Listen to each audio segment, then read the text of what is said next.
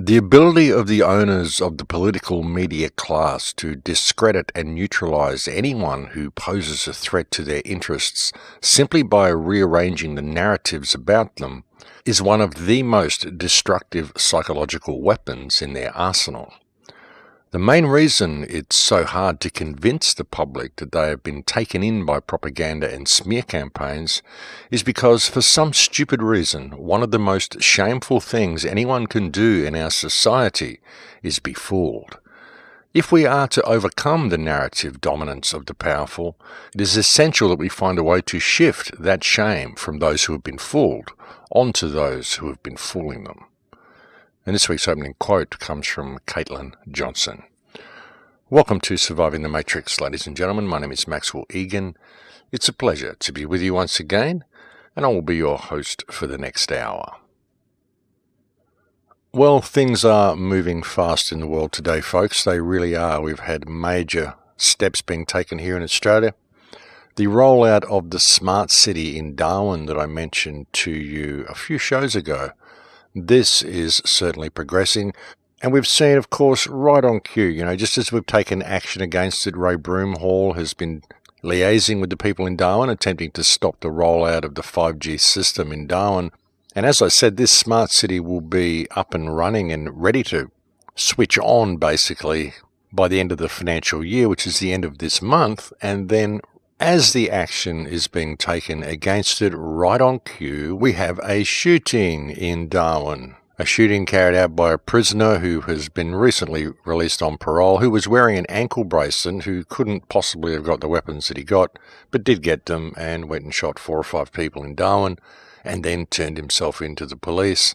And as a response, we see the police announcing their new monitoring system that they're going to be using to protect the people.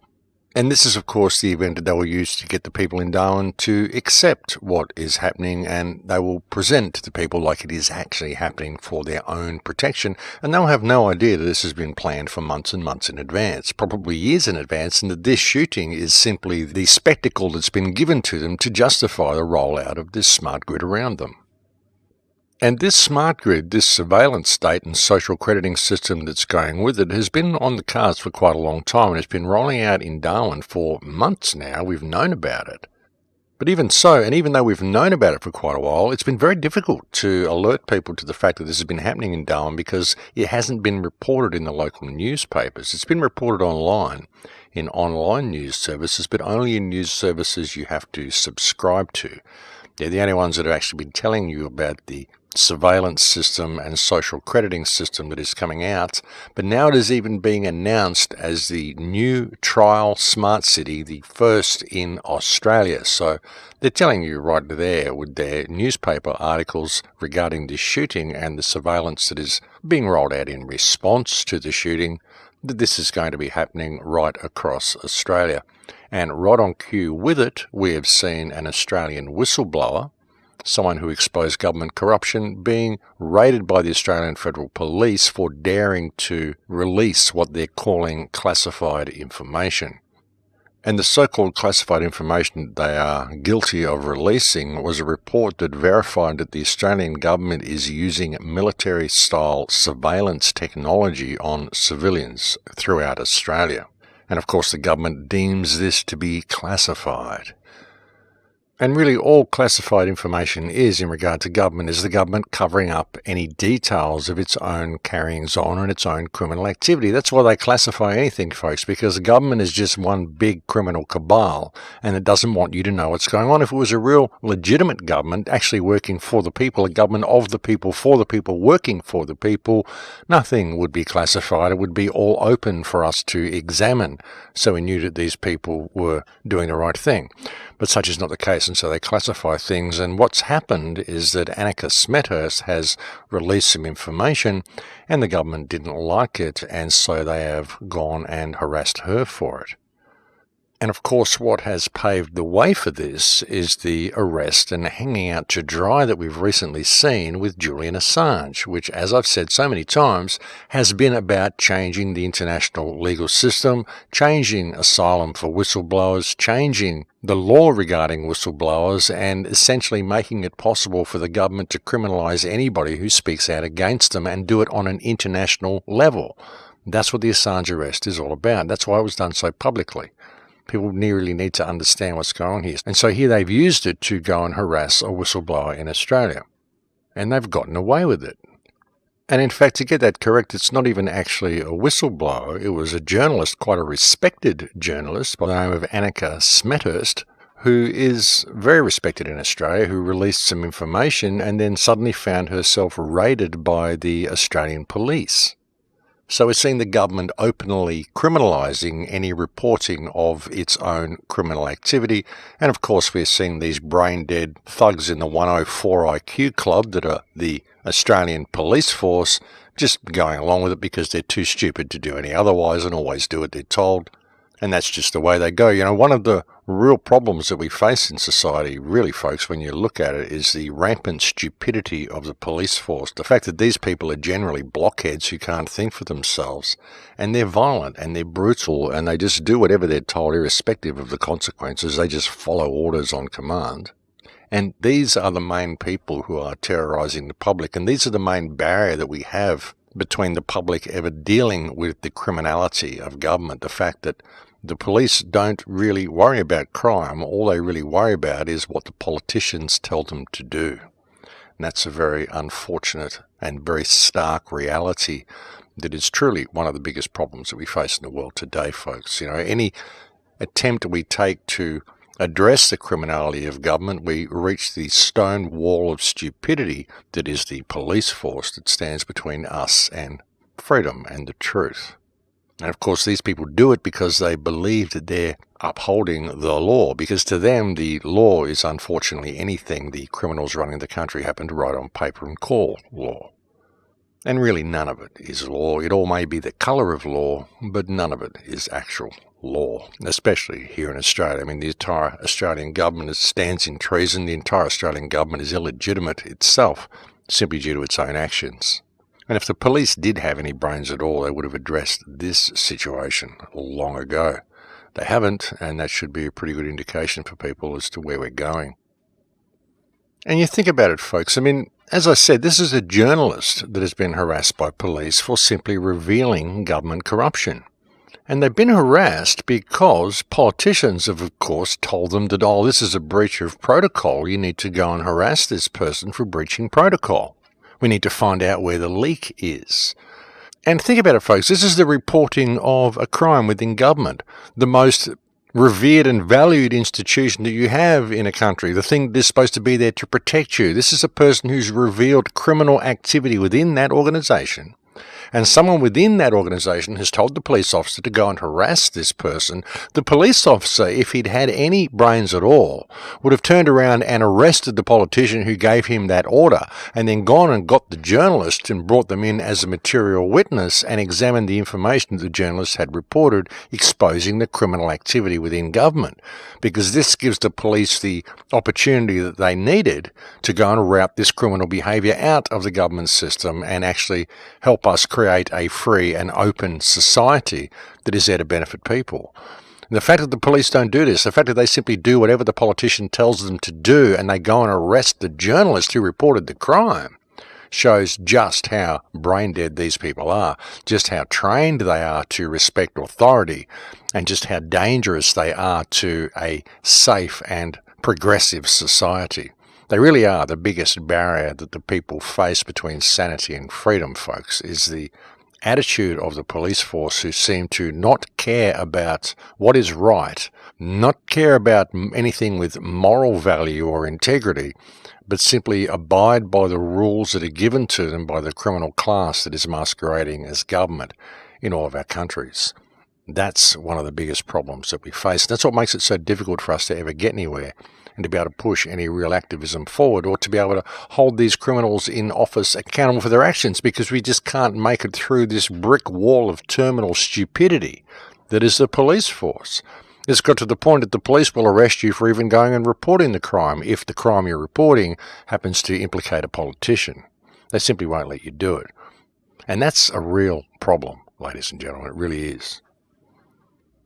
And that's one of the reasons we've had such a hard time getting the message out to people, and why it's so difficult to push things forward even when we try to get the message out for people. Like I said, we start taking action against this 5G stuff that's going on in Australia, and especially what's going on with the smart city in Darwin, and bang, they have another shooting right on cue. And it always just happens this way, folks, and we can see it, but how do we tell the police about it? We can tell the police about it and we'll get arrested as being a conspiracy theorist or someone who is plotting to overthrow the government or whatever else it is that they'll cook up to contain and circumvent any action we might be mounting. But all this stuff seems to happen right on cue, no matter how many advances we make against the system, it just seems to come back and stage another shooting, roll out new legislation, and it just all seems to go ahead, and the gullible public just buys in with whatever the newspapers and the talking heads on the mainstream media are telling them. And of course, right along with this, again, we see YouTube has just announced it's going to be deleting thousands of channels on YouTube, anybody who is presenting what they're terming harmful information, which of course is anything that doesn't comply with the mainstream narrative. So you are no doubt going to see a huge number of YouTube channels disappear. Probably my channel doesn't have long to survive either. And that's just the way that's going to go. So do be sure to subscribe to my channel on BitChute while you can, folks. That channel will be there for a while. And if I do get deleted on YouTube, I will most definitely continue uploading my shows to BitChute. And this lockdown and this purging of truth and this purging of information we've been warning about for so long is no longer coming, folks. It is now here. And the thing is that this lockdown is happening in all countries, and it's happening right across the board. Full spectrum dominance, folks. Every government is involved, and they're all going in the same direction. And I mentioned this was going to happen all on the back of the Christchurch shooting. As I mentioned a few weeks ago, if you can consider 9/11 to be the beginning of the end game, the Christchurch shooting was the beginning of the final move of the end game, and we've seen all of the dominoes put in place up to that point, and now the dominoes have been pushed over and they're falling into place exactly where the system wants them to go. And as I said, it's happening in all countries. For everybody out there, the Q-tubers still trusting the plan and thinking Trump is on their side, I suggest all of these people go to the congress.gov website and look up the 116th Congress, the House Bill HR 838, which is the Threat Assessment, Prevention and Safety Act of 2019, and this is essentially pre-crime. This is a bill to develop a national strategy to prevent targeted violence through behavioral threat assessment and management. Think about that one, folks. Behavioral threat assessment and management. It's going to be applied through schools, through judicial systems, and it's aimed at identifying individuals who are exhibiting patterns of concerning behavior that indicate an interest, motive, intention, or capability of carrying out an act of violence. Now think about that, ladies and gentlemen, and how broad those guidelines are. An interest, motive, intention, or capability of committing violence. And well, apart from those guidelines being easily able to be applied to anybody wearing a police uniform, and which I would suggest are the real perpetrators and who these laws should actually be applied to, what is an interest? What is an intention? How do you know if someone has an intention to commit violence and they're saying, or a capability of committing violence? Well, I would suggest that anybody who has arms and legs, anybody who has a pair of hands, is capable of committing violence. As I said, just sit back and think about how broad these guidelines are and who they can be applied to. They can basically be applied to anybody the government doesn't like. They can say, well, we think you are capable of committing violence. And you can't really argue with them because you have hands.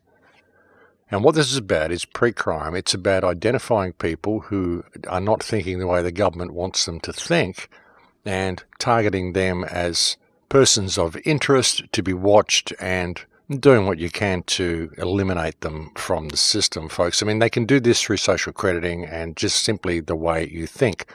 On top of this, the Trump administration is also introducing a new bill whereby nearly all US visa applicants are now required to submit a 5-year social media history.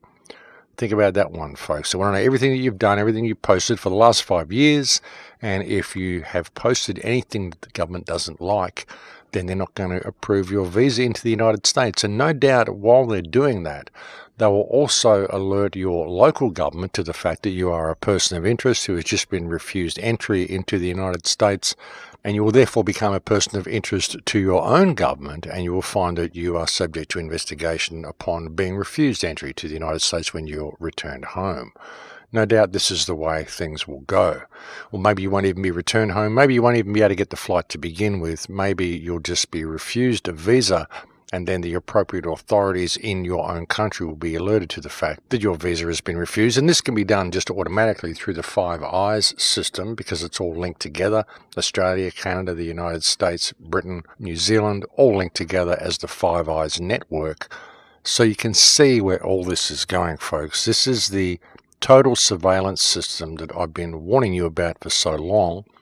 It's all coming online now. The first of its kind rolled out in Australia at the end of this month. That's just about 3 weeks away. And as I said, you can see all the precursors of this now all being put in place in the United States with the introduction of HR 838 and with the new visa requirements for entry into the United States.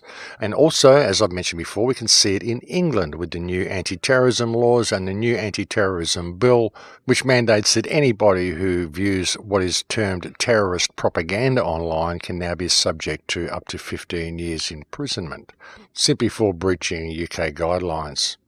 This, of course, followed hot on the heels of the Christchurch shooting in New Zealand, where we saw people getting 10 to 14 years for even viewing or sharing the Christchurch shooting video. Take this over to Europe. We've seen people restricted in travel simply due to donations they've received from people. And so you can see how the whole net is closing in, folks. And if the people don't stand up and make some noise about this, it's going to close in very fast. But the thing is, I mean, they're closing it in so fast because they're stumbling. They're scared. You know, so much has been revealed lately. I mean, what was revealed with the Christchurch shooting? The fact that the Christchurch shooter's video can bring down the entire New Zealand government and expose the entire world media apparatus as being the bunch of lies that they are, I think, is a real concern for these people. That's why they need to roll out this level of censorship and roll it out now, roll it out quickly, roll it out while they can before people get a wind of what's actually happening. You know, they really let things slip with that video, and there was so much revealed on it that they really did not intend to be revealed. The fact that we've got that silver Toyota Will VS registration FQH875, which was clearly seen on the shooter's video, and clearly seen being waved through a police roadblock later in the day, is also a hugely key point to the Christchurch shooter's video.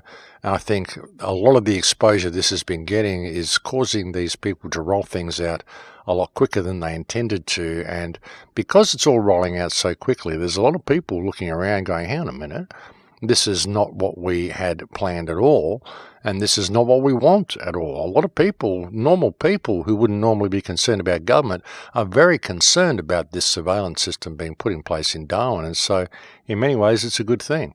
Hopefully it will be the push that people need to actually stand up for themselves, because that's what's needed here, folks. You know, humanity is having their backs pushed to the wall, and it's got to the point that you need to face this spiritual challenge that you're facing. Everybody needs to face this spiritual challenge. Now's the time that people need to stand up and take this world back, because if we don't, if we miss this opportunity, it's not going to be a very pretty place that we're heading into.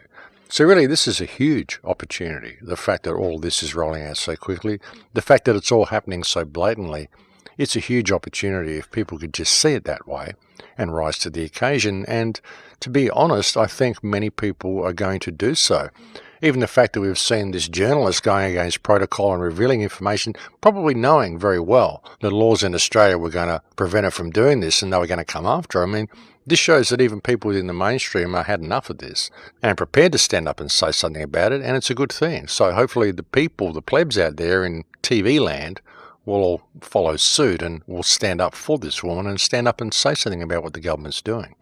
And it's really important that people do, and really all people need to do this and to be motivated to do this is see what a really true opportunity all of this is providing for us, if you can just look at it through the right eyes. The problem is that many people look at this stuff and they just go directly into fear. And look, it's understandable. I mean, I'm certainly concerned about it. There's a lot to be concerned about with what's happening. But too often people will look at it and say, well, it's happening, we just don't have a choice. It's like the people in the school. There's a school in Brisbane and there's a 5G tower being put right next to it. And they're saying, well, we don't like it here. It's too close to the children, but we don't have a choice. They're not realizing that they actually do have a choice. You know, we all have a choice. The only reason people think they don't have a choice is because they don't know who and what they are. They don't understand that what we're dealing with here is just people. The government is just people. Scott Morrison is just a man. He's not anybody special. It doesn't matter if he's the Prime Minister. Flonald Blump, it doesn't matter about him. He's not anybody special. It doesn't matter if he's the President of the United States. In fact, the fact that these two people have got these positions shows that they're scumbags. They're criminals. They're corrupt. Otherwise, they wouldn't have been put in the big chair. And for the people in the United States still on the Trump train, if they can't see what this man is doing by now, well, God help them. Honestly, God help them. They must have rocks in their head, because nothing this man is doing is benefiting anybody except the controlling interests that puppeteer him, which mainly come from the state of Israel. But there's banking cartels and all sorts of people involved in this. And really looking at the top of the food chain, folks, who knows what's really there? It's anybody's question, but the fact of the matter is that we can still circumvent this by simply standing up and saying no. And one of the most important things about this smart grid, what's rolling out in Darwin, and how it's tracking everybody, is via their smartphones. That's the key point, folks, is your smartphone. If you don't carry your smartphone with you everywhere you go, they can't track everything you're doing and they can't get tabs on you. If you don't have a smartphone to give to the powers that believe they be when they ask for one, then they can't get all your data, can they? That's the thing. I mean, sure, they could go back to your house and confiscate your computer, I suppose, but that's a lot more tricky for them to do than simply confiscating your smartphone and looking through your smartphone data as you're driving down the street and they pull you over for a breath test or whatever, which is the way it's going to be going. Now, this whole system depends on the smartphone. It depends on people carrying these devices with them. It depends on people participating and consuming smart technology. That's where it all gets its grip on you, folks, and that is the weakest link in the chain for the system. If people stop using the tech, then the system can't do anything about it. There's nothing the system can do. And this is why it is so imperative that people throw away their smartphones. And certainly don't buy one for your children. And if your children are being given iPads at school, if your school is telling you that you need to get an iPad or you need to get any of these type of electronic devices for your children when they're still in the early years of school, well, then explain to your school this is child abuse and ask them why they are fostering dopamine addiction in children and how dangerous this is. And if there is legislation that is mandating that they do that, then you would like to know who it was who enacted this legislation so you can press charges against them, and ask the school if they have any integrity, if they have any care about their students, and if they are going to make a stand against this type of child abuse and this type of dopamine addiction being forced upon children who are too young to know what they're doing. Ask the school these questions and see how they respond, folks. You know, make a stand for your children. Make a stand for the future. Make a stand for freedom. Because if you don't make a stand, no one is going to come and make it for you. Now, I can do these radio shows all you like. I can continue to come on and talk to you every week if you really think it's going to make a difference. But if you're just enjoying the radio shows and it's your Saturday morning thing and you're not coming and listening to Max and it's this relaxing thing for you, well, that's not what it's about. It's really not what it's about. I mean, I've been coming and doing this for 11 years now, attempting to slap the world into wakefulness just in an attempt to alert people to what is coming and how easy it would be to move in another direction, and the danger of not doing that. What's going to happen to us if we just allow things to flow along the way they're going? It's not going to be a good world, folks. What people have to take into account, as I've said so many times, is that the world is run by criminals. The international government system is, in fact, an international criminal cabal masquerading as government that are locking us all down into a surveillance state nightmare that is going to be almost impossible for people to escape from, because the people that are growing up into it are going to have no reference point for what reality actually should be. And the only people who can change this are those of us who remember what freedom looked like, those of us who remember what the world should be, those of us who remember what the world was like before the technology came along and took this world away from us. And again, there's nothing wrong with technology, it's just how it's being used. What's wrong with the technology that we're using at the moment is the fact that, as I said, the world is run by criminals. That's what's wrong with it, folks. All of this system that's been put in place is not to serve and protect us. It's to serve and protect the criminal cabal masquerading as government and allow them to get away with anything they want to do. It'll be complete lockdown for everybody. You won't even be able to think the way you want to think. You won't be able to think outside the box. You won't be able to communicate anything you want to communicate to anybody for fear of being punished or persecuted. The future that is being created around us is going to be like 1984 and Brave New World all rolled together on steroids, folks. It's going to be an absolute nightmare if people do not stand up and make a stand now. And like I said, all they've really got to do to make that stand is throw away the technology. Stop using smart technology. Stop taking smartphones with you everywhere you go. You don't need these things. Get out of the scrying mirrors and get back in touch with the real world. It's imperative that we do this, folks. It really is. If we don't do that, if we're not prepared to make this stand, this basic stand, just this stand for humanity, then humanity will be lost and the choice is ours. And I don't like to come on here and deliver uncomfortable information to people, but that is the choice that we have, folks, and the choice is ours. And now we are at that time where this choice simply has to be made. It cannot be denied anymore. It's in our face, and we now have to consciously make this choice. But I think we have reached break time here, folks. So I'll leave it there for now, and we'll go and have a break. Thank you for joining me on the air today. It's always a pleasure to have your company. And I'll be back to speak to you again in a few minutes. Thanks for listening. And welcome back to the show, ladies and gentlemen. Yes, so it's a pretty interesting world we're facing, folks. It really is. And I tell you, after 11 years of doing these radio shows, it's become more and more difficult to come on and actually do these shows. It really has, because ever since I started, I've been wanting to empower people. I've been wanting to inspire people to make change.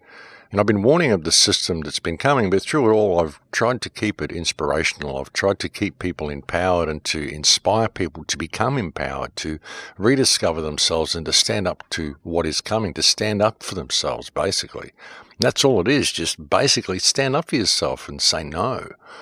But it gets to the point, this system is really rolling itself out fast now, and it's become more and more difficult to come onto the air every week and to attempt to empower and inspire people in the face of what is coming.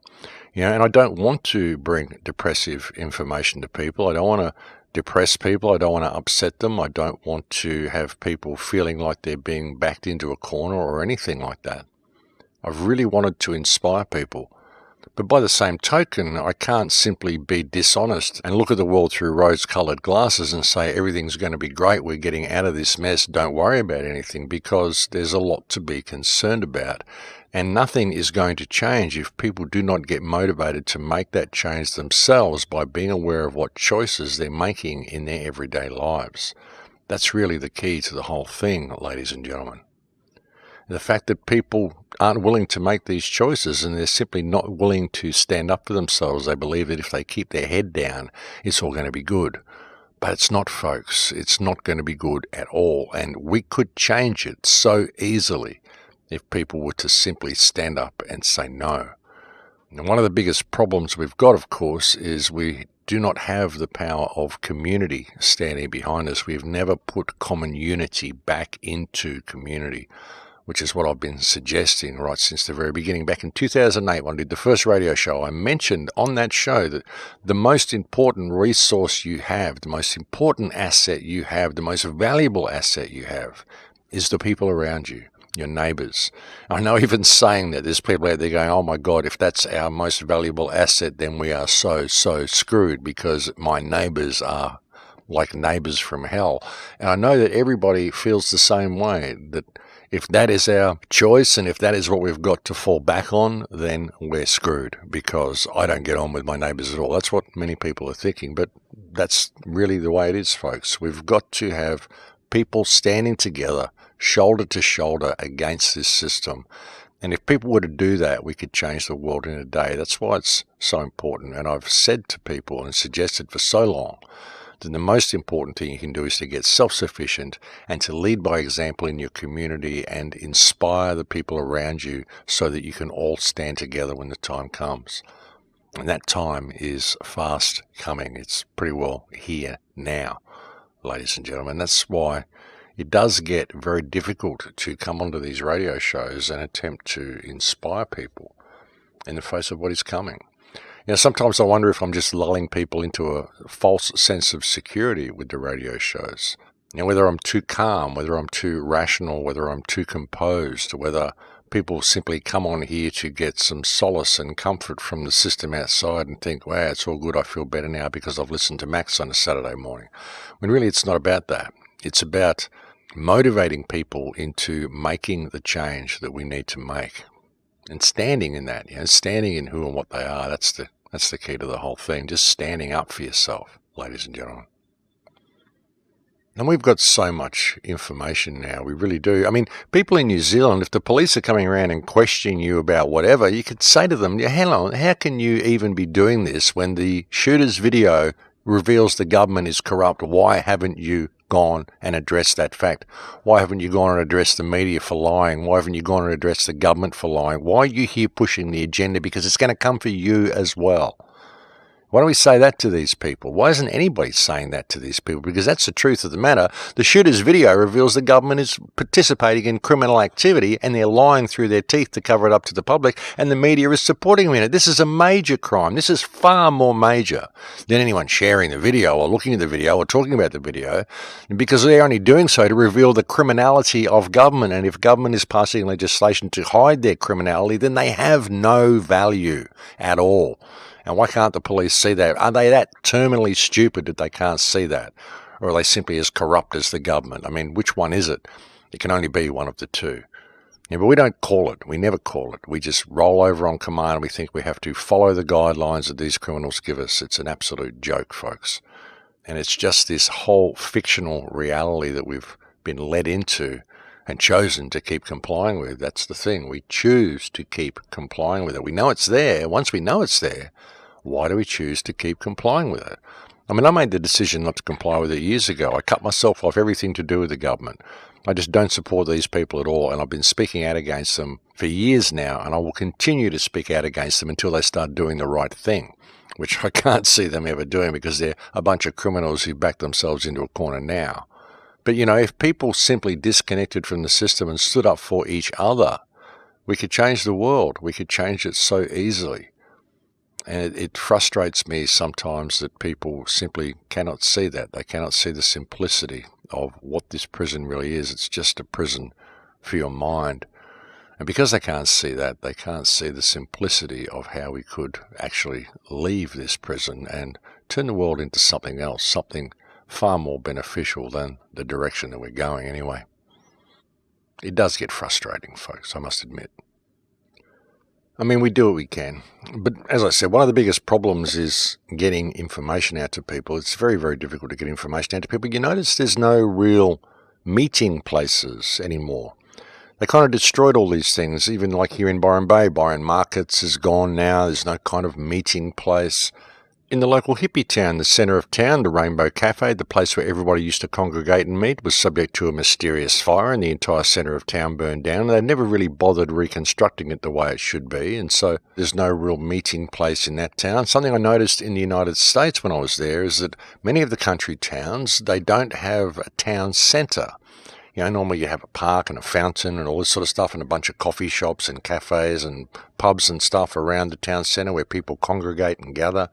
You don't get this in a lot of towns, so there's no real meeting place. There's nowhere to go and actually connect with people that you don't know and just strike up conversations and see what's going on in the community. They've changed hotels as well. I mean, this is something that used to happen in pubs a lot. Places like Ireland, they're noticing that the hotels are changing in Ireland. You know, people used to go to pubs. The men would go to pubs. They'd leave the family at home. They'd go to pubs. They'd sit around the bar. They'd all get drunk and they'd just chew the fat.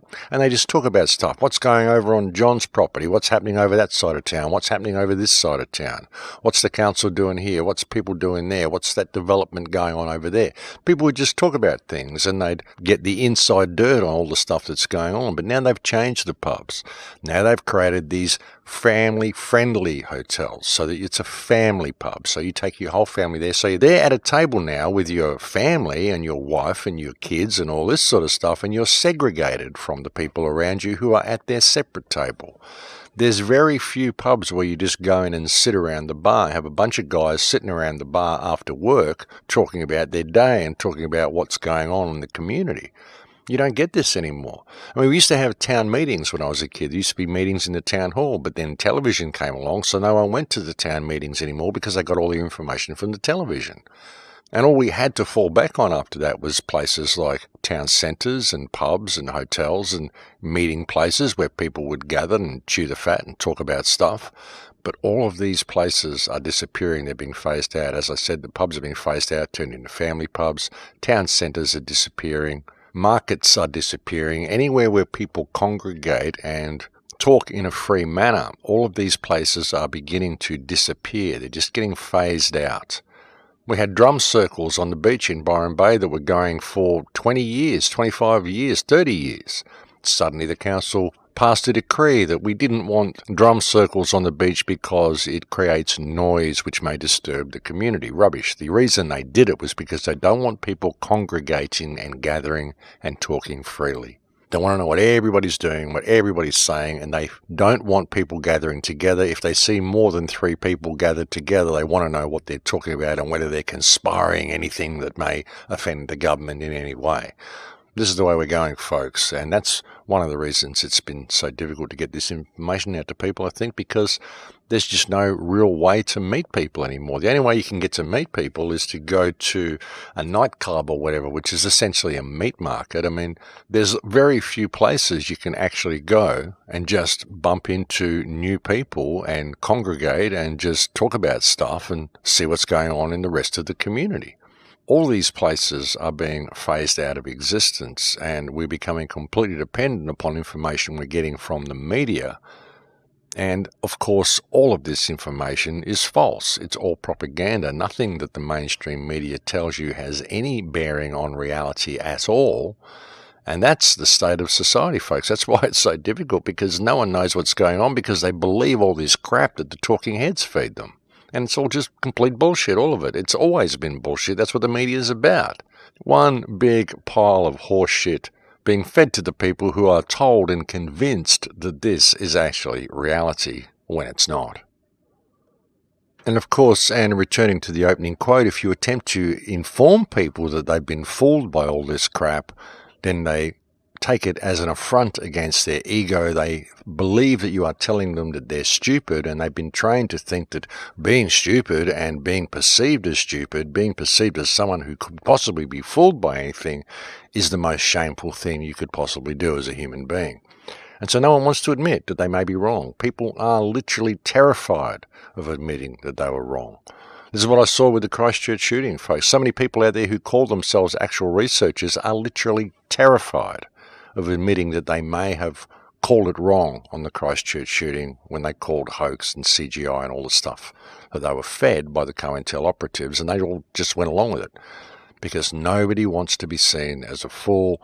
No one ever wants to admit that they're wrong, because this, apparently, is one of the most shameful things you can ever do. And we make mistakes, folks. People are wrong all the time. That's what life's about. That's how you learn. We are a species who comes here to make mistakes. If you didn't make any mistakes, you'd never learn anything. So what's the point of being ashamed of your mistakes? You really need to embrace your mistakes, because it's these mistakes that actually teach you how to think properly. They teach you how to do things properly. They teach you what reality is really about. You can't just be right on everything first time all the way through life. I mean, that's not life, folks. That's not the way it works. And if you are, or you believe you are, right on everything first time straight the way through life, well, I would suggest that you've never really learnt anything. And what is the big shame in being fooled by someone anyway? Now, what's it all about? Why is there such a stigma attached to that? People who get fooled usually get fooled because they're honest people, and they assume that other people are honest people. And then some scumbag comes along and does something completely dishonest and hoodwinks someone else and then laughs at them because they were fooled, when really it's the degenerate moron who did the fooling who should be laughed at. Because this person is an idiot. This person's a sociopath. This person is someone with no empathy, who doesn't give a damn about anybody else except his own ego, which is why he goes out fooling people and then laughing at them because they actually believed him and considered that he may be an honest person. That's the reality of the situation, folks. So we need to turn that around. There's no shame in being fooled. And the whole world is being fooled because the world is run by criminals, psychopaths who don't give a damn about anybody else and just lie through their teeth at every opportunity and then laugh at you because you've been fooled. And you feel so embarrassed about it because, oh dear, you don't want to look like a fool, when really it's the other way around, folks. It's these people who need to be shamed. Because, as I said, most people only get fooled because they're decent, honest people who take other people at face value and just expect that people will be basically honest. This is something that used to upset me so much when I was a kid. When people would say mean things to you, and my mother would say, oh, don't worry about it, they didn't mean it. And I would say, what do you mean they didn't mean it, Mum? Why would they say it if they didn't mean it? Why would anyone say anything that they didn't mean? What's the point of doing that? It doesn't make any sense. If people say things they don't mean, then how can we have any type of life or society or anything at all? What's the point of even being here if people say things they don't mean? And that was just my logic when I was a kid. And so I got fooled a lot because I simply trusted people. I expected people were decent, caring people, and when I found out they weren't, it was a big shock for me. And this happened by the time I was about 5 or 6 years old. I'd figured it out that people were not what I thought they were. But until that point, I always felt that people were like me, that people were just basically honest, and I couldn't understand why anybody would want to lie or hoodwink or hurt anybody else. It just didn't make sense to me, and frankly, it still doesn't. But unfortunately, that's the world that we've got. But, we need to adjust our perspective in looking at all of these things, folks. We really do. And as I said, there's no shame in being fooled. We've all been fooled. This whole world is one big theatre of foolery. This whole world is one big sideshow of lies and webs and illusions, and nothing is what it seems. And the sooner people are willing to admit that, the sooner we'll find a way out. It's like we're living in Aladdin's cave or something. What was that film, The Imaginarium of Dr. Parnassus or something like that? That's what we're like, folks. It's like we're living in an imaginarium where nothing is what we're told it is. And everything that we're told is done for one reason is all backwards, and it's all actually been done for the opposite reason. Most especially in the case with what we're told by the government and the media. And so if this is what we're facing, and it is, then where does the answer lie? Where are the solutions to these issues? And as I've shared with you so many times, the solution is within. The solution is for people to change their perspective and realize that all this authority is just a fiction. The solution lies with each and every one of the people out there rediscovering themselves, or maybe not even each and every one, because we don't need the entire world to wake up to what is happening. We just need the people who are awake to be motivated into action. This is what I've been saying for many, many years. You can be a shining light in your community. You can talk about this stuff in the right way. in an eloquent way, in a calm, rational way, in a way that people can understand, around the kitchen table talk. The way I've attempted to do with these radio shows. This is why I don't over-intellectualize anything. I try not to let my ego get in the way of anything that I'm presenting on the show here. I just offer a perspective. And if I get it wrong, that's fine for me to get it wrong. I don't have a problem with getting things wrong. When I say there's something about to happen, some terrible event, and it doesn't happen, I'm happy that it doesn't happen. But some of these events you've got to wonder whether they don't happen because there's so many people in the truth community who call them out before they happen and predict them.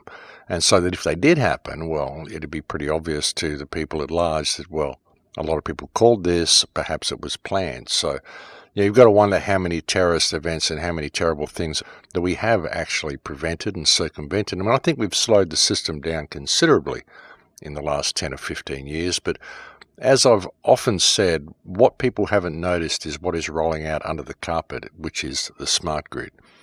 People have been expecting the police state to look like Nazi Germany, or what we're given to believe it was Nazi Germany, or something like Equilibrium, or some of the dystopian movies that we see on TV. That's what they expect it to look like. But really, it's more like Black Mirror. It's more like us creating our own prison around us, and it's a technological prison. And with the censorship that's coming, soon we're just not going to have access to so much information, ladies and gentlemen. The censorship laws are being rolled out. The need to protect people from all the misinformation that is circulating on the internet. Of course, the Flat Earth movement has been predictably singled out as one of the main causes of this censorship. And this is something that I predicted would happen back in 2015. I put out a video called A Plea for Sanity. And I said that what is going to happen is that the Flat Earth movement is going to provide the powers that believe they be with the opportunity they need to censor the internet, because you've got all these people out there that have gone hell for leather convincing so many people that the earth is flat, and now they're going to be able to say, well, look what the internet has done. It's convinced millions of people the earth is flat, and this is why we need to tailor information. And we need to filter information and make sure people are getting fed accurate information. This is the way they're going to play it. And this is something that I predicted in 2015, because doing it this way, you've got so many people out there who believe the world is a globe. So many people out there in mainstream society, this is their basis of their whole belief system. So when they discover there's a whole bunch of people out there who believe otherwise, simply because of the internet, because the internet has been unregulated, then all of these people, these plebs who haven't even woken up to the fact that the government's lying to them about the most basic of things, all of these people are going to applaud the introduction of internet censorship.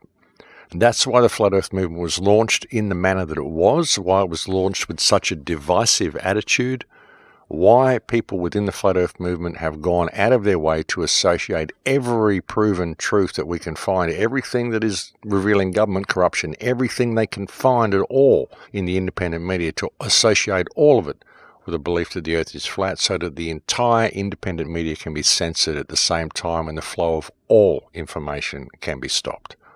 As I said, folks, this is something that I predicted that would happen in 2015, simply because of the way the Flat Earth movement was being run as such a divisive movement, and a movement that wasn't open to discussion at all. It was, you believe or you are the enemy, and that was the bottom line. There was no compromise at all. And I said, this is the way it's going to be run. This is going to bring about internet censorship, and now we're seeing that roll out right now by the mainstream media, with Flat Earth leading the way of the censorship, exactly as I predicted it would happen. And all this could have been circumvented if people had just allowed discussion to develop between the two groups rather than attacks and animosity. And if the Flat Earth people had stuck with their Flat Earth research and not gone out of their way to associate everything else they could find with Flat Earth research. Because, as I said, all of it is going to lead to censorship, and all of it has led to censorship, and we're seeing all of this rolled out upon us right now, exactly as I predicted, because it is just so predictable. When you understand how these people think, and you think 6 or 7 moves ahead the way they do, all this stuff becomes painfully obvious, ladies and gentlemen. So we've got a very limited window with which to turn this around before we do find ourselves locked down, and we need to start finding other platforms. As I said, if my channel does get closed down, I'm going to continue uploading videos to BitChute as long as I'm able to, until they shut me down completely, till they come looking for me and find me or whatever. And I'm fully expecting my Facebook pages and things to be shut down as well. And I don't really use Facebook that much. I mean, I check for messages a couple of times a week, and I post news articles on there to share with people. I post my weekly shows there.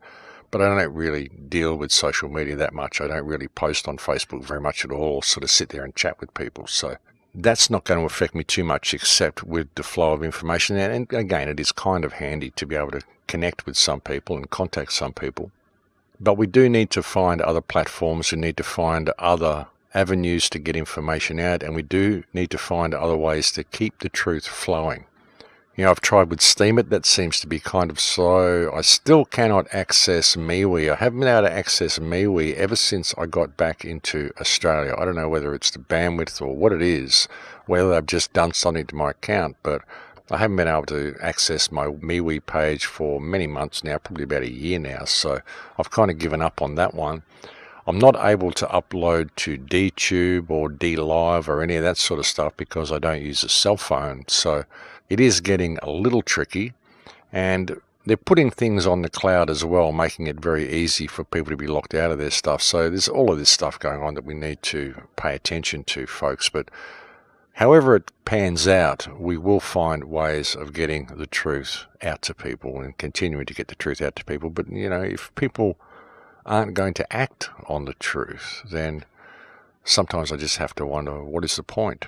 You know, what is the point of me even continuing and doing this if people are just going to listen to the radio shows and not actually act on the information? It's so important that people act on the information. I mean, as much as I like to come and share with people and hopefully empower and inspire and motivate people and maybe even bring some comfort and solace to people who might be freaking out about what's happening, ultimately we need people to begin acting and really paying attention and getting motivated on the ground and inspiring those people around them who may not listen to these radio shows. Really, that's what it's going to take, folks. And now's the time for us to do it because, well, you know, we've kind of almost got to the end of the tunnel. And what we haven't realized probably along the way is that the light that has been shining at the end of the tunnel and welcome us has actually been ourselves, if we'd only be willing to see that and hold that torch ourselves and shine it as brightly as we can. Now's the time for us to do it, folks. I mean, our children and their future really does depend on it. So, yeah, let's do it. Well, we have once again reached that moment where we have got to the end of the show, ladies and gentlemen. We've run out of time once again. As I've mentioned to you previously, I'll be speaking in Philadelphia in September at Anarchadelphia. You'll find a link to that on my website. There's also a chance I'll be speaking at an event here on the Gold Coast in August. This event is called the Paradigm Shift Summit, and I'll get back to you on that when I have dates and confirmations and all that sort of stuff, but that's something else to look out for if you happen to be in Australia, especially in the Brisbane, Gold Coast, Byron Bay region. And those are actually the only two events that I have planned for this year, although there is a chance, as I mentioned previously as well, that I may organise some small event in LA while I'm in the United States in September. That's, of course, if I'm able to get into the United States in September.